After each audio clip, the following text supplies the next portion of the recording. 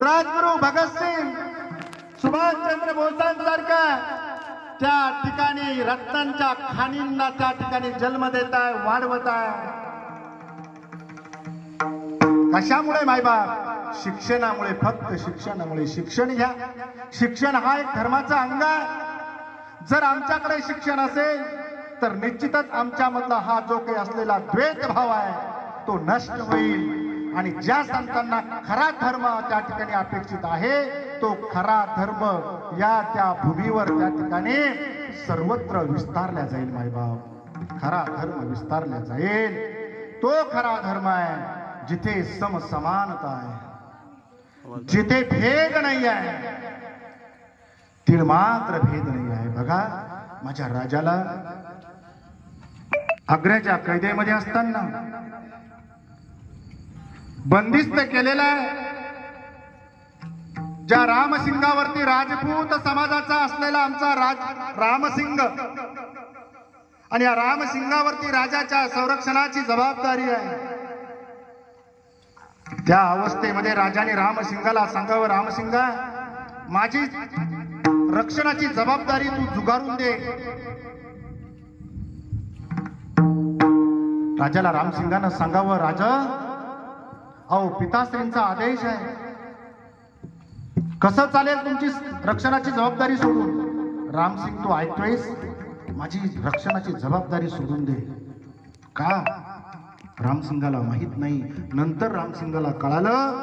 रामसिंगाने तात्काळ राजांच्या रक्षणाची जबाबदारी त्यागली. औरंगजेब बादशहाला दरबारामध्ये सांगितलं, पाताळ केलं, राज, मी राजाची रक्षणाची जबाबदारी स्वीकारणार नाही आहे. राजे तापट आहेत, मी त्यांच्या रक्षणाची जबाबदारी स्वीकारत नाही आहे. औरंगजेबालाही आनंद झाला आणि औरंगजेबाने रामसिंगाची जबाबदारी काढून घेतली. आणि काहीच दिवसामध्ये मदारी मेहतर सारखा मुस्लिम योद्धा राजांना सांगतो, राजे, आपण या संकटातून बाहेर पडावं. हिरोजी फरंगदांसारखा योद्धा सोडलेला आणि हिरोजी फरंगद आणि असलेला एक मुस्लिम आमचा बंधू, आमचा मदारी मेहतर, राजाच्या रक्षणाची जबाबदारी म्हणून त्या बंदीगृहामध्ये दोघे जण एकमेकाला बंदिस्त करून घेतात. एक हिरोजी फरंगद आहे आणि दुसरा मुस्लिम मदारी मेहतर आहे. मायबा, कुठे गेला धर्म? कोण होता हिंदू, कोण होता मुस्लिम? अहो, त्यांना हिंदूही मान्य नव्हता, मुस्लिमही मान्य नव्हता. त्यांना खरा धर्म मान्य होता. खरा तो एकच धर्म, जगाला प्रेम अर्पावं, जगाला प्रेम अर्पावं.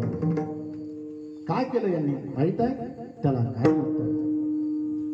आम्ही वैकुंठवासी आलो याची कारणासी, बोलले जे ऋषी साचवावे वर्ताया. आम्ही वैकुंठावरून आलोय. संत मांदियाळी सांगते, का आलोय? जे ऋषी गणान, ऋषी कोण आहे? डोंगर दऱ्यामध्ये जाऊन रात्रंदिवस तपश्चर्या करतात. आणि या तपश्चर्या करता म्हणजे काय करतात? जे आजचे त्या ठिकाणी असलेले आमचे शास्त्रज्ञ लोक आहेत, ज्यांनी या ठिकाणी जमिनीवर त्या ठिकाणी राहून विमान आकाशामध्ये त्या ठिकाणी भरारी घेण्यासाठी भाग पाडलंय, ते संशोधक म्हणजे आजचे वैज्ञानिक. आणि पूर्वीच्या काळातले असलेले ऋषी, पूर्वीच्या काळातले असलेले मुनी, हेही संशोधकच आहे. आजच्या भाषेमध्ये त्यांना काय म्हणावं लागेल? आपल्याला शास्त्रज्ञ म्हणावं लागेल. आजच्या भाषेमध्ये ते शास्त्रज्ञ होते. पण आपण त्यांच्याकडे कुठल्या दृष्टीने पाहतो? त्यांनी तपश्चर्या केली, एका पायावर उभं राहून त्यांनी आता अशी त्या ठिकाणी तपश्चर्या केली, साधना केली, भगवंताला आपलेसे केलं. अरे, भगवंतालाच आपलेसे केलं. काय आपलेसे केलं भगवंताला? आपण तर म्हणतो ना, जडी स्थळी पाशाणी, सर्वत्र कोण आहे? पांडुरंग आहे. अरे, त्यांनी तेच केलं. माझे ज्ञानोबर आहे, ज्ञानेश्वरीमध्ये उत्कृष्ट त्या ठिकाणी ओवी सांगतात, उदो असतो चिनी प्रमाणे, न चालता सूर्याचे चालणे. ज्ञानोबरायांनी 700 वर्षापूर्वी सांगितलंय, सूर्य स्थिर आहे, तो चालत नाही आहे. सांगा, तेव्हा दुर्बीण होती, तेव्हा कुठले कॅमेरे होते, तेव्हा कुठली टेक्नॉलॉजी होती? कसं कळालं माझ्या ज्ञानोबरायांना? जलाचे नियावेसे लख लखित तेज दिशे. ही जी वीज आहे ना, ही वीज ही कशापासून बनलेली आहे हो? ही पाण्यापासून बनलेली आहे मायबाप. कोणी सांगितलं आम्हाला? ज्ञानोबरांनी 700 वर्षापूर्वी त्यांच्या ज्ञानेश्वरीमध्ये सांगितलं. म्हणून बोलल्या जातं, एक तरी ओवी अनुभवावी, एक तरी ओवी अनुभवा. ज्ञानोबरांनी